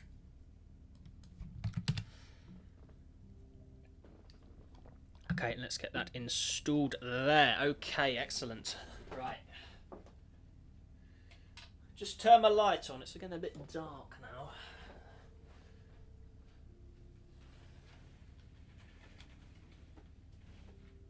There we go, that's better. Right, so that should be installed now. So let's see what we've got. Alright. Okay, so workshop, subscribed. There it is there. Can you do the Zealot system? Yeah, just upload it to the chat and I can get round to it once I've got to it. Because it's a big queue. And that was the wrong one I clicked on. There we go, that's what we want. So this was submitted by Trollweegi. Okay, cool. Yeah, we're 2 systems away from yours, Saf Phoenix, so you will definitely get those 2 done, and then we'll skip yours, and then go on to whatever's next, and then, yeah, yours will be next for me to film when I film episode 252. That's correct. Cool. Right, anyways, Trollweegi, what has he got for us? We've got more reading. Lots of reading. Loads and loads of reading. Whoa! Ho, ho. And what's crazy is Saf Phoenix's ones have, like, he has 3 systems, and he has submitted entire web pages full of text. So, you know, we need like an automated bot to read them out. Saf Phoenix, you know any? I think we need one of those, because my voice is gonna just be destroyed. Right, so what have we got? So, orbits, trails. Maybe trails is better to use for this one. Labels. Right. Wowee. The Cengam Harsher system is a triple star system located in the small irregular dwarf galaxy of Leo 5.3 million years away. Cengam Harsher and Tawol, along with other stars within this tiny galaxy, has an extremely low metallicity, just 3% of that in Milky Ways. This has a strange effect on the planetary system, making large planets harder to form together.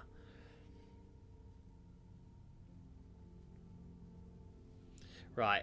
Cengam, an early F-type star. So that is this one here. Has a planet very dangerously close to it as well. Look at that.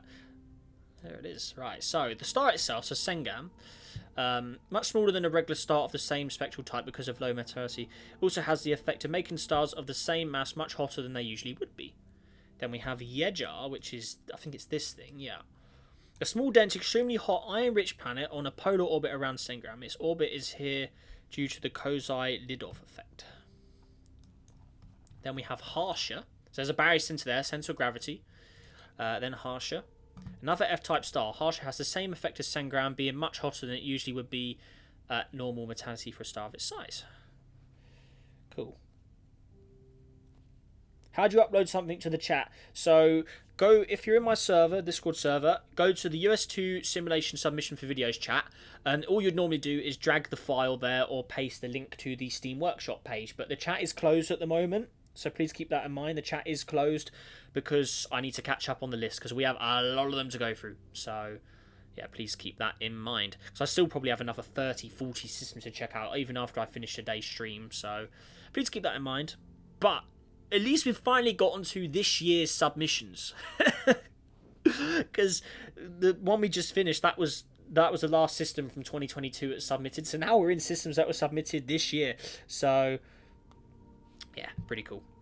But anyways, yeah, so where are we? So we checked out the other star. Okay, so where are we heading now? So next up we've got Ortov, a small desert planet with a thin atmosphere. So here it is here.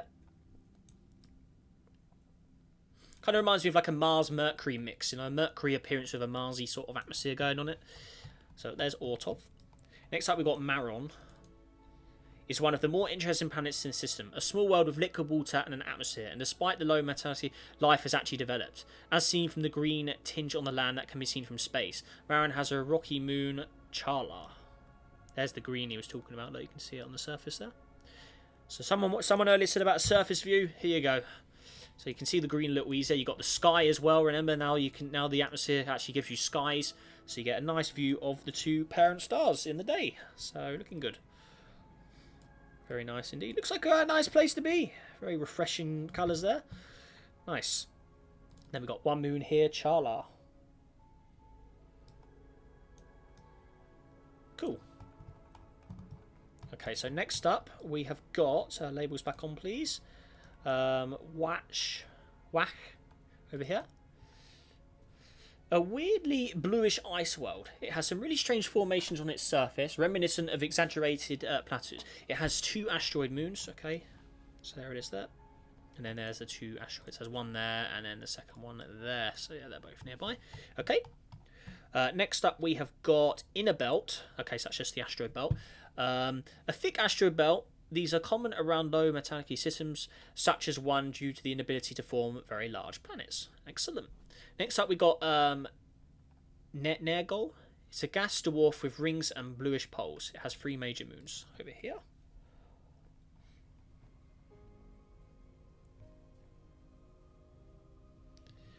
So there it is there. So looking good. And then we've got 3 moons over here. So first moon orbits on. Second moon over here. Just open the menu, it's a lot easier. And then the third moon over there. Excellent. Cool. Right, so where are we navigating to next? So Rugen. So that is there. Doesn't have a trail, so it must be in a barycenter or binary or something. Yep, there it is. Cool. So there are those 2 partners here. So that was Rugen, yeah. So a small icy dwarf planet with a thin atmosphere and a very large moon, Racha. Then we have Ayashi. So that's over here. Perhaps one of the most interesting bodies in the system. It's actually a nitrogen ocean world with a bluish atmosphere similar to Titan. Signs of life have been detected here. It has an ice moon, Peor, over there. Okay.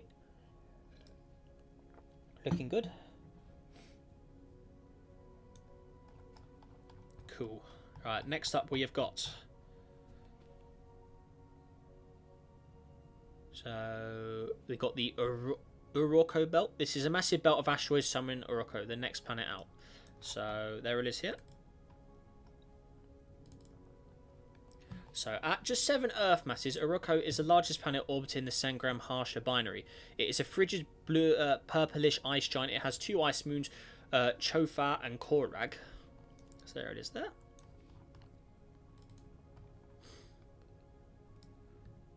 Cool. Then there's Korag there.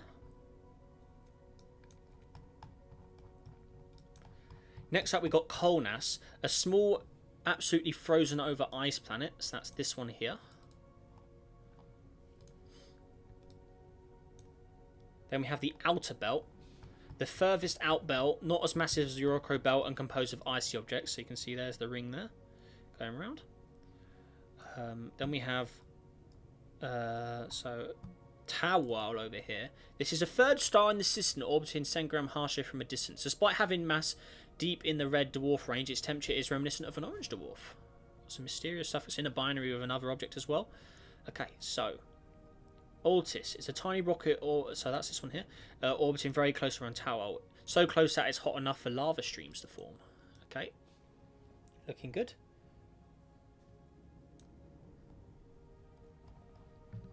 Cool. Next up we got Argy. An even tiny rocky planet, very red in some areas. Looking good. Calado is a hot Venus-like planet under an extremely thick atmosphere over here. Alrighty. So there it is there. Looking good. Then we got Rattan over here. Cool. So Rattan, the largest and most massive planet in the entire trinary system. Rattan is a bluish gas giant in many bands. It has a small asteroid moon, Niluk, with strange colours. So there it is, there with the strange colours. Okay, cool. Right, now moving on. We have an asteroid belt around here as well. Inner Tawal belt, a massive asteroid belt. Then we have, and that's the outer belt we just looked at as well. Okay, cool. Then we got Atro over here, the furthest object. A relatively large and massive planet on an eccentric and inclined orbit. It's unknown how it got here. It also has a large moon, Atro. That is it there. Cool. So go. That is that description done. That's another system completed. Looking good. So we zoom all the way out. Really wild stuff. The Barry sensor systems always have quite weird trails actually, so you can see from there. It looks like everything's getting ejected even though it isn't, so pretty crazy stuff. LMAO, the gas giant, has the binary bug. What's the binary bug? This? Oh, because it's so massive that it's... Yeah, I get what you mean, yeah. Yeah, it's annoying when that happens, because then it mucks up your orbits around the star. Yeah, I know what you mean. Yeah, that is a bit annoying, that is. But yeah, if the planet is significant enough to actually pull the star a bit, then that's what happens. So yeah, very annoying stuff. Right, so that is that done. What's this I've been messaged?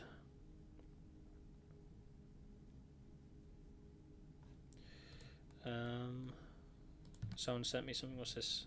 Oh, they sent me a little sticker. Hey, nice.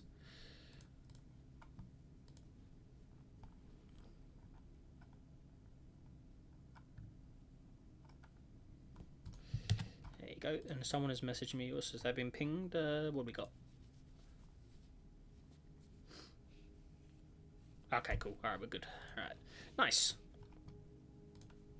Right, so moving on anyways. So next up we have got...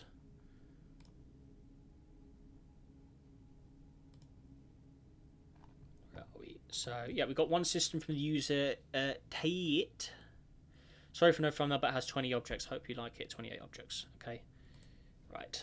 So let's do this.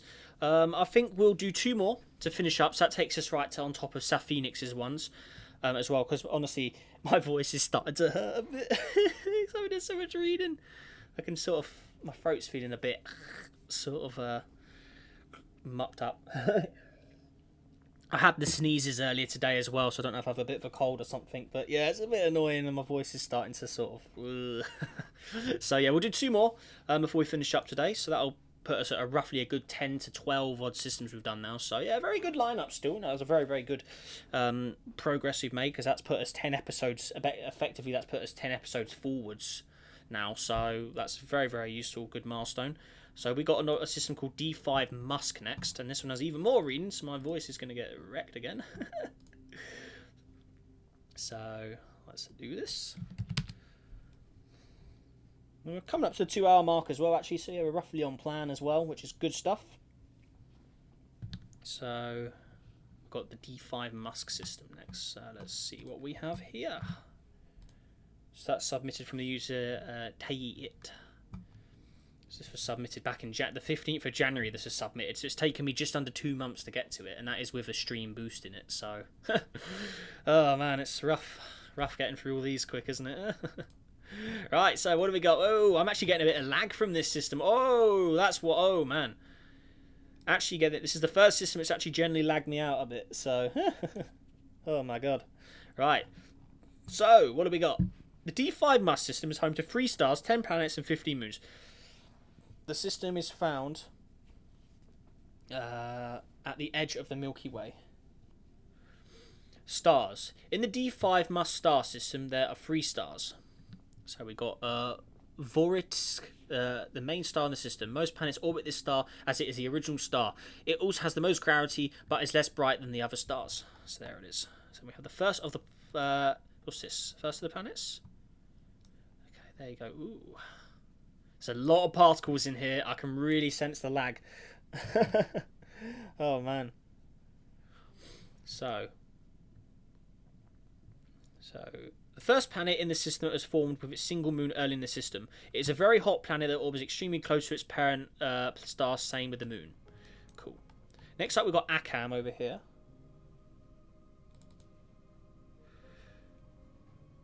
The second planet in our star system. This planet holds life, as it is almost identical to Earth. The planet reaches a cool 1.8 degrees Celsius. This planet has 2 moons called Uranus and Aniski. A little known about the second moon. So there's one. And then the second moon over there. Cool. Next up we got Ionic. Over here.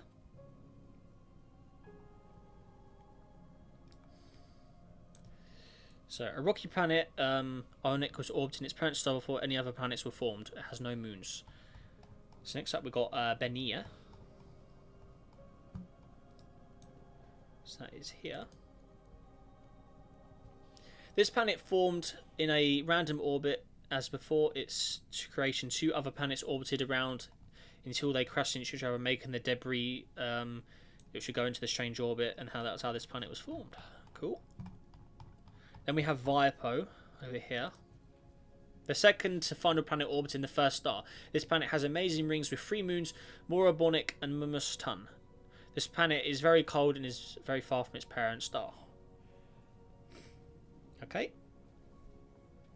And then lastly we've got Mole here. This planet has a lot of moons and is pretty cold as it orbits so far away from its star. The planet has a ring system covering it and it has 4 moons. So there is the moons there. And there's an Earth-like moon. That's 2 of them are Earth-like. Cool. So there, that has a ring system of its own as well. Okay, so big jump out to the next star.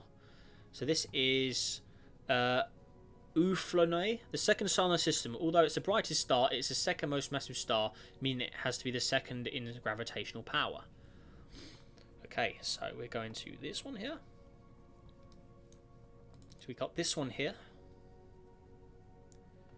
Oh, there's the second star. Okay, so it's a tiny star. It had to share resources with Salby, meaning it's not very massive. Okay, so they're both together. Cool. So we're on the final load of objects for this system now. My PC would simply refuse to let me view this system. Yeah, this system is a tough one. Yeah, I'm getting it's not running as good as it could. It's all those particles. So check this out. So Mecha Boway. The planet orbits around the top of its star. This planet is extremely dense. Most people call it the core of a failed star. This planet stole lots of materials from the star, so the red dwarf star we just looked at. This planet has got one moon called Lisu. It's a gas giant. It's so dense and massive that it has its own gas giant multiple times larger than it has its own moons. That's quite good, actually. That is pretty cool. Someone just wrote WTF Google. Yeah, there's a planet called Google. So I wonder if it's going to be like red, yellow, green and blue coloured. Let's see how that is. So next up we got Ditta. So that's this object here. This planet has wonderful rings. Sadly, oh, there's your lag. That's why. It's this one. That is the cause. Look at that. Turn it all off. There is your cause. That is your troublemaker right there. Look how many different colours. He's got at least 4 or 5 different coloured rings mixed in there. That's your lag machine. And it looks fantastic, don't get me wrong. And I'm glad I can actually run it, but it does look pretty awesome. But there's your lag machine. That is, yeah, there's the lag culprit. So, yeah. What do you think of the Terra Proxima system? That's one I checked out, wasn't it? Yeah, it was quite good, that one was. It was further up, wasn't it? Was that one I checked out? One with that name? Yeah, it was a good one, yeah. I like that one. Right, anyways, back to this one. So there's your lag machine. Look, it looks great, though. Don't get me wrong. What's all this here? What's this random pocket of ash? What is that? Tachus ring particle. That's weird. They're not really orbiting anything. It's just a random load of... That is weird, isn't it? Okay. Next up, we have Google. Google gets a shout out. Here you go. Right. Oh, it's not... I thought it would have been Google coloured. Google is a gas giant which was formed around the same time as Akam. Little is known about the planet itself, but a lot about its moons. The first moon, this one, it's the first moon. This is a desert world that may have held life before, but it is gone. The next moon is called Evlog over here. This moon is also a wasteland with colours similar to Io. The last moon, so we got one called Evlog right over here.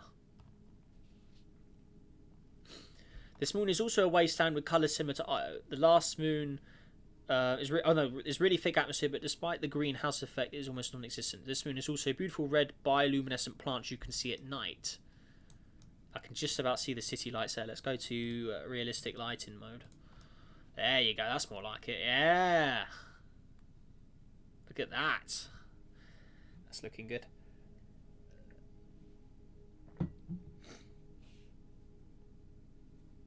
Cool. So that's that. So next up we have got Koti. Okay. This planet is normally pretty cold, but people from Akam came here to start a colony here. They have evolved to live a very unique lifestyle in the cold temperature. It has one moon called Ubunazay. The moon's extremely close, though the surface making solar eclipses happen daily. Excellent. So you would get daily eclipses from the moon going behind the planet a lot, so you get a cool little view of it. You can land on the surface and have a little look around as well. Oh, the simulation's actually playing. I didn't realise we were playing. But there you go. Oh! Speeding up, but there you go. Let's try and get a better view. If we're actually running the simulation, let's have a look at this. Let's have a little look around. Right, hey, there you go. Hey! I mean, look how laggy it is, though. You can see it's lagging out a bit, but there's a decent view of your planet. So we've got a nice surface view for you guys there. Can we slow it down? Is it going to run any better? No? Oh, hang on. I think we're at the end, pretty much. Just delete the rings. Control D. Is that going to work? Come on. Come on! Has it done it? There you go. Oh, look how smooth it is. It's so smooth. Yeah. That's pretty cool. So, what do you think of that?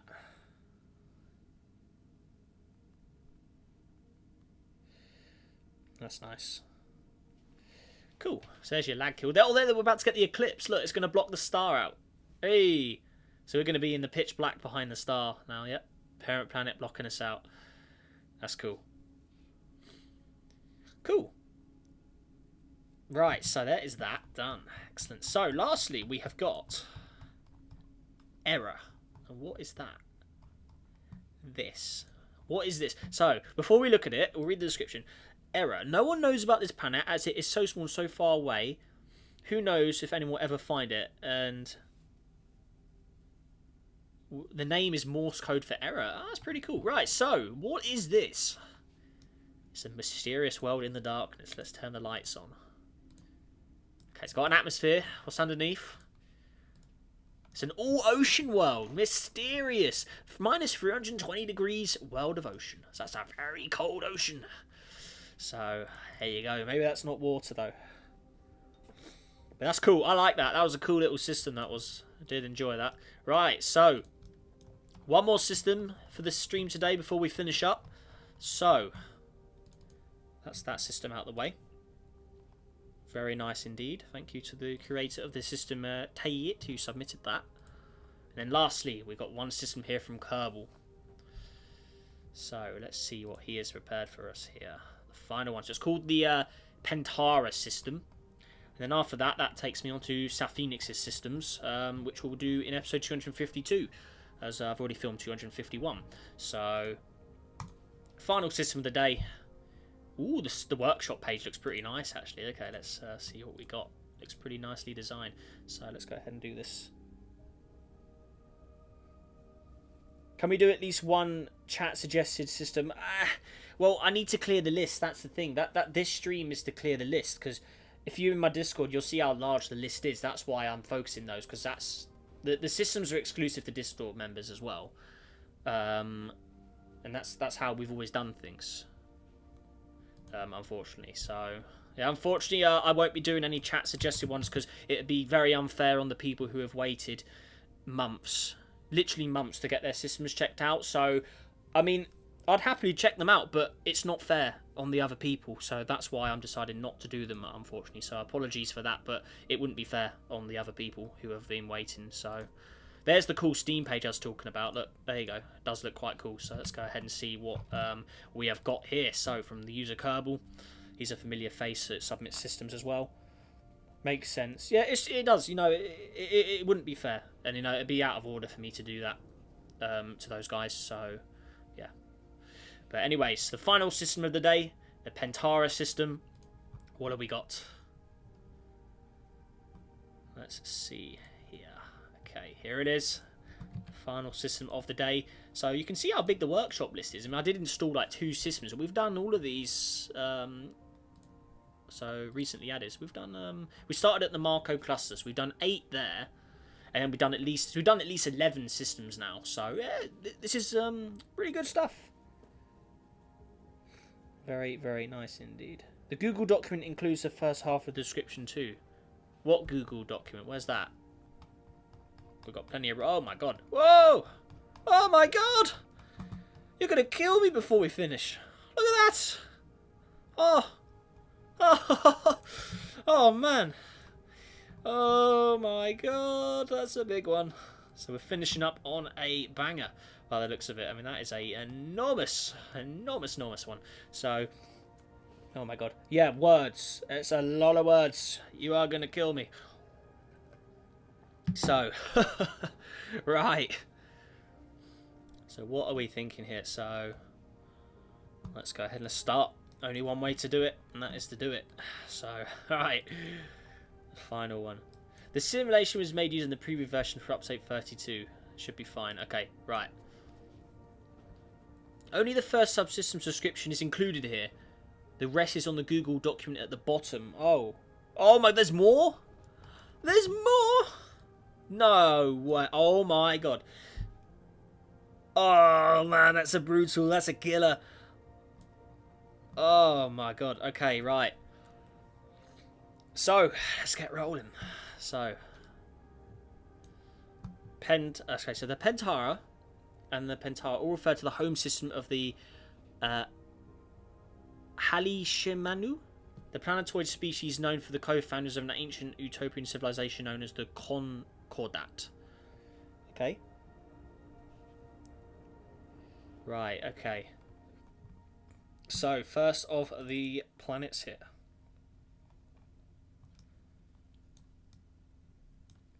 Although it is often used as a name for the whole system, the proper usage of Pantara refers to the 5 objects Halemushmanu could easily see specifically. Their homeworld, Primus, their moon, Zephyrus Primus, the star their homeward orbits, Ariston Primus, the most luminous star in the system, Ariston Secundus, and the gas giant Dinobonoprius. The third star in the system, a red dwarf, orbiting Ariston Secundus, was a long time considered feature of the Ariston Secundus and therefore not part of the Pantara. Oh man, this is quite confusing. Right, the system is shown as it was approximately 500 million ago when Halamanu started their space programs. Some of the spade orbits are inaccurate due to the game not understanding circumbinary orbits, so Osm Primus and Circuli binary planets are already on, I think, low 6th century orbits. The object names are broken Greek Latin because they are translated. Okay, interesting stuff. Right. Preferably, the orbit should be visited in this order. Oh, man, we got to do them in a certain order. Oh my god, I don't even know where to start. Right. Peritumum Primus. That's this one. First of the 5 parts. Okay, so an Earth-like planet covered in seas, forests and mountains due to having a slightly lower average temperature. It is classified as a Cassidin world. In addition, it has over a quarter less massive than Earth, with low density allowing it to be a bit smaller in radius, also cause it to have lower gravity. Don't forget to check out the polar snow and ice. So here you go. Cool. Okay. So next up we got this moon here. Zephyrus Primus, the first gentle traveller. It's a nice looking moon actually. The only moon of Peritus Prime. In some aspects it looks like a scaled down version of Earth's moon due to be covered in many craters, but it's noticeably different with smaller seas and having its surface coloured in yellow and blue instead of grey. Also due to being closer to the planet and having a slower inclination, the moon has caused more frequent eclipses than ours. Nice. Okay. Next up we got Dinobulus no, I need to do them in a certain order. Astrian Primus. So that's the star itself. First, excellence. The star which Primus and 5 other planets orbit is a G-type main sequence star, slightly smaller but substantially dimmer than our own sun. At the time of the simulation, it was 3.08 billion years old. Okay. Next up, we got Ariston Disciplinum. So that was this one here. It's got a ring. Got a little moon as well. Cool. So, Excellence Follower. A hot rocky planet with a blue and yellow surface. It has the largest inner planet of the subsystem and has both a ring and a moon. Its orbit is noticeably inclined compared to other planets of the subsystem. Okay. Cool. So it has that one little moon as well. So that's this one. Saltar Disciplinum, a follower's tailor. A somewhat small reddish moon with a giant cannon most likely to have been involved in the formation of the rings around the planet. Okay. So next up we got Umbar Planetaria. I'm really sorry if I'm saying these names wrong, by the way. Right. So, Planetary Shadow. A small Venus-like world about half of Venus's mass with a dark atmosphere and surface. Some places are hot enough to produce a red glow. It's receiving light from 2 stars as well, look. That's pretty cool. So looking underneath, that's what it is. Man's just randomly translating words. So there it is. I'm just making up my own language as I go along, trying to pronounce these as well. So there you go. Okay. Cool. So next up we got Dual Cali. So that was the one we checked. That was the one we first went to. Sky Duality, a small tidally locked planet orbiting in a bit less than a week. Despite it being hard to notice due to being close to the star, it got the title of Sky Duality instead of any of the other 2-sided objects. Okay, there it is. Cool. Right, so that's the first. I think so. Have we done? Hang on. So we've done all those. So next up we got Dinobulus Primus over here. So that's a gas world. Okay. First formidable lobe. A cool ringed gas giant, a bit smaller than Jupiter. Its solar sky class is class 2, defined by water clouds and pale blue atmosphere. It has 5 major moons, including the first moons of another planet discovered by the Halleyshemanu. Lobe is defined as a roundish and flattish projecting part of something and is likely part of both this and the next planet names are coming from the rings, noticeably altering visible shape. It looks like those plant aliens have quite a cool eyesight. Okay. So there we go. Then we have... Okay, so this planet is inspired by both Jupiter and Saturn, therefore has similarities to both. Cool. Cool. So next one out. Lunana Prima. First foreign moon. The first moon of another planet discovered by the I'm just going to call them the species, and naturally the brightest such object. It has the third largest moon in the subsystem after Sakuna and Terti, with a radius of 2,127 kilometers. The moon's surface is a pale tan reminiscent of Europa, and just like Europa, this moon is covered by a thick lace of crust with a liquid water ocean underneath. So next up we got this one here, the second moon. So that's this one down here.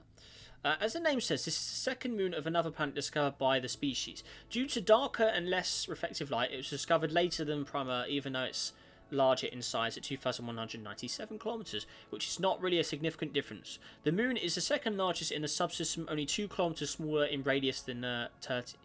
The moon also has lower mass than Prima due to higher percentage of ice in its composition. Okay. Right. Next up we got Lunala Quai. That's where's that one? Is that this one? No, that's not it. I don't know where this one is. Sixth moon. Is it this? Lunella Sextum. Where's there it is. There it is.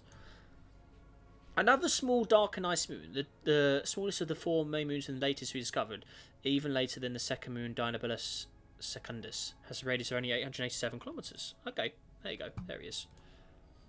7 kilometers. That's 887. Yeah, cool. I'm sorry. I think I messed the order up. I'm so sorry. I'm doing them in the order of the paragraphs. So next up we done that. So we didn't do Lunella Quai. I think I jumped from second to the... Yeah, okay. So we got this one. Sorry. Right. Somewhat red... Okay, so that was the one we went. So that's the dark red and blue cratered moon. Significantly... Okay. Cool. So then we're going to... So we've done the sextum. Yeah, so we've done that. Next up we've got Flow Lunae, which is this one. So we're going back and forth. We're not doing them in order, which is a bit weird, but there it is. So Lunar Flower, the smallest moon of Dinobulus Primus, orbiting at a different inclination from others.